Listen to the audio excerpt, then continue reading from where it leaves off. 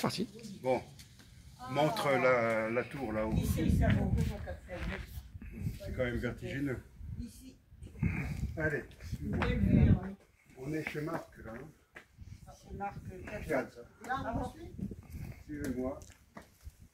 Parce que là, on le Tu voit me bien. suis, Gérard? Ah oui, oui. Gérard. Un peu de soleiller. Oh, j'ai abandonné, Janine. Voilà. Gérard. Là, c'est la terrasse de Marc. Hein. Ah, tu es déjà venu. On a même mangé. Ah oui. Tenez, avec un peu beaucoup de... Ah oui. Gérard, je vais ça donner, approche-toi. Donc, bonjour à tout le monde. Nous sommes ici à Fouriane, juste le village qui est limitrophe de Bastia, au sud.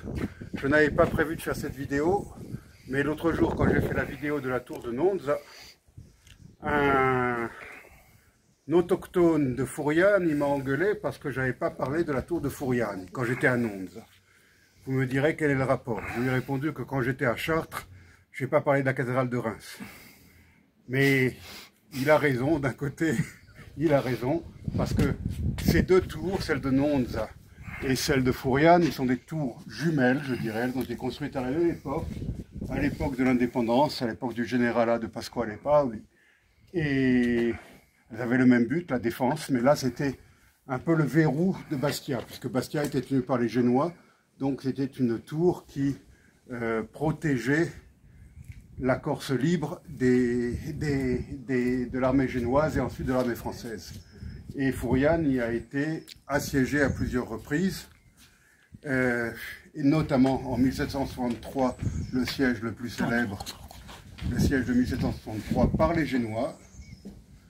Et ce village était fortifié autrefois, il ne l'est plus.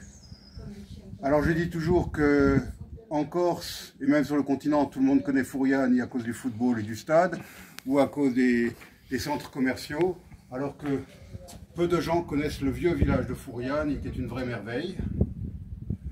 Et j'ai oublié de dire que là où je me tiens, c'est la maison de l'ami Marc Piazza, qui a écrit un ouvrage remarquable, un roman historique qui s'intitule « Le siège de Fouriane », que je vous recommande. C'est un livre passionnant qui contient une foule d'informations sur Fouriane, sur l'histoire de Fouriane et l'histoire du siège de 1763.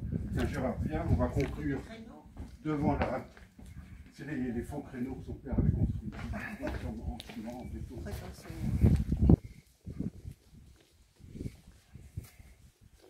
Donc Gérard, je peux montrer en dernier cette plaque qui comporte une erreur grave, puisqu'il y a une erreur de date. Faute de frappe, allez. Oui, une faute de On dira comme ça. Le généralat de Pasquale Paoli, c'est de 1755 à 1769, et pas de 1765 à 1769, comme il est indiqué. Le campanile.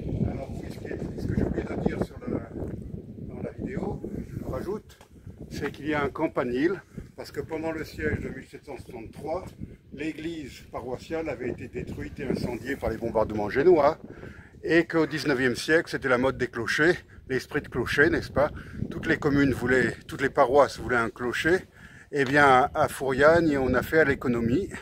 On a juste construit un petit campanile en haut de la tour, mais grâce à ce petit campanile, je suppose que Fouriane est la paroisse qui a le clocher finalement le plus haut de Corse, puisque c'est en haut de la tour. Et le plus original. L'église actuelle. Et le plus L'église actuelle, tu vas pas pouvoir la montrer en dernier, peut-être, juste avant. Vas-y, vas-y. C'était l'église des confréries. Vous voyez, le village de Fouriane est vraiment construit sur le rocher. Allez. Suivez le guide. On rentre. Dernière image, viens jusqu'ici Gérard pour montrer l'église. C'était autrefois l'église des confréries, l'église où on faisait les veillées mortuaires, et qui est maintenant l'église paroissiale depuis le siège de 1763, mais qui n'a pas de clocher. Enfin, si, c'est ça, la tour. Elle est loin. Voilà, merci les amis. À bientôt. Merci à tous. Merci au caméraman. Ah ouais, coupe.